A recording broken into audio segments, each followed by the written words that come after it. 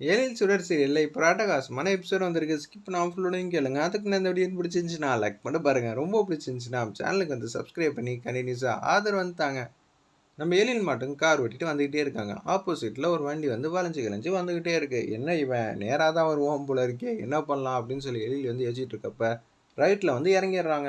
இறங்கினோன்னே அப்படியே கீழே வந்து நிப்பாட்டிடுறாங்க போல இருக்கு. அப்படியே ஸ்டேரிங்கில் அசந்து தூங்கிடுறாங்க. நம்ம எழில் அந்த இடத்துல அசைவே இல்லாமல் நல்லா தூங்கிட்டு இருக்காங்க. ஒரு பக்கம் ஏதாவது பண்ணி காப்பாற்றணுமேன்னு சொல்லி இது எல்லாம் வந்து ஆட்டோலேருந்து கண் எதிர தான் நடந்திருக்கு. நம்ம சுடரோட கண் எதிரில் தான் காப்பாற்ற முடியாமல் போகிறோம் போல இருக்கேங்கிற மாதிரி வருத்தப்பட்டு இருக்காங்க அந்த இடத்துல. அப்போன்னு பார்த்து குடுகுடுன்னு இறங்குறாங்க கீழே. டோர் கதவு வந்து திறக்க முடியல, ஸ்டக் ஆகிருக்கு. என்னென்னமோ பண்ணி டோர் கதவை வந்து திறந்துடுறாங்க. சார் சார் சாருங்கிற மாதிரி கத்துறாங்க அந்த இடத்துல.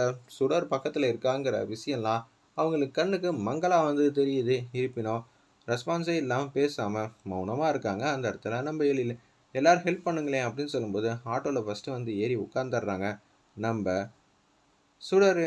அப்படியே மடியில் வந்து தூங்குறாங்க நம்ம எழில். அப்படியே வந்து ஹாஸ்பிட்டலுக்கு வந்து கொடுக்கணும் போகிறாங்க. ஹாஸ்பிட்டல்லையும் வந்து சேர்த்துட்றாங்க அந்த இடத்துல நம்ம சுடர். அப்போன்னு பார்த்து என்ன பண்ணுன்னே தெரியாமல் பேர் எதிர்ச்சியில் வந்து இருக்காங்க. வேலு வந்து அப்பாடா எழில் வந்து இது மாதிரி பிரச்சனையாயிடுச்சு, சுடரை வீட்டை விட்டு துரத்துறதுக்கு இந்த காரணம் வந்து போதும். ஆனால் இந்த காரணத்தை முதல்ல வந்து அவங்கள்ட்ட சொல்லணும்னு சொல்லிட்டு ஃபோன் அடிக்கிறாங்க. என்னது வேலுக்கிட்டேருந்து ஃபோன் வருதுன்னு சொல்லி மனோகரி வந்து யோசிச்சுட்டு இருக்கப்ப, சொல்லு, நான் வந்து சூப்பரான திட்டம் வந்து போட்டு வச்சுருக்கேன். 50%க்கு மேலே வந்து எல்லாத்தையும் முடிச்சாச்சு, பாக்கி இருக்க 50% உங்களோட தான் அப்படின்னு சொல்கிறாங்க அந்த இடத்துல. அப்படி நீங்கள் செஞ்சிட்டிங்கன்னா கரெக்டாக வந்து சுடர் வெளில வந்துடுவான். நான் இந்த வாட்டி தாலி கட்டிடுவேன். அப்படியாடா, இந்த வாட்டி மிஸ் ஆகாதே. அப்புறம் எழில் தெரிஞ்ச என்ன தெரியுமா, எழில தான் நான் பத்திரமா வந்து உங்கள் இடத்துக்கு அனுப்பிச்சி வச்சுட்டேனே, என்னடா பண்ணி வச்ச அப்படின்னு சொல்லும்போது நடந்ததெல்லாம் சொல்கிறாங்க. ஒன்று உச்சகட்டக்கம் அடையிறாங்க அந்த இடத்துல மனோகரி. எழில் இது மாதிரி ஒன்று பண்ணிட்டாங்கன்னா திருப்பி வந்து நீ இது மாதிரி பதிலுக்கு பண்ணுவியா?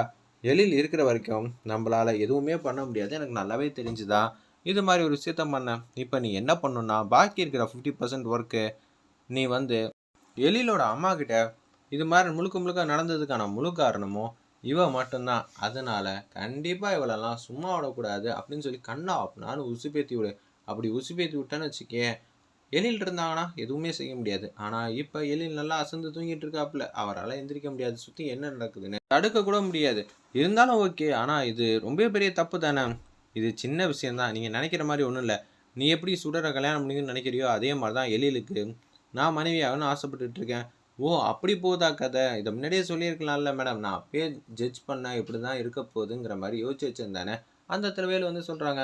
இருந்தாலும் ஆல் த பெஸ்ட், சரி நீ சொன்ன மாதிரி பர்ஃபார்ம் பண்ணுறேன்னு ஹாஸ்பிட்டலுக்கு வேக வேகமாக வந்து கனகவேலி அம்மாவும் நம்ம மனோகரியும் வந்து போகிறாங்க. போய் பார்த்தோன்னு வந்து சுடர் வந்து ஃபீல் பண்ணி அழுன்னு அழுதுட்டு இருக்காங்க. என்ன ஆச்சு ஏதாச்சுன்னு சொல்லி வருத்தப்பட்டு இருக்காங்க அந்த இடத்துல. அப்போன்னு பார்த்து எப்படி இருந்தாலும் எழில் வந்துடுவான். ஏற்கனவே இந்துமதி வந்து போயிட்டா, இப்போ எழிலுக்கு ஏதாவது பிரச்சனைனா நான் என்ன பண்ணுவேன்?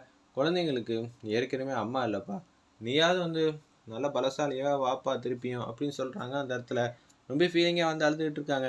இதை நினச்சி தான் சோகமாக இருக்காங்க அந்த இடத்துல.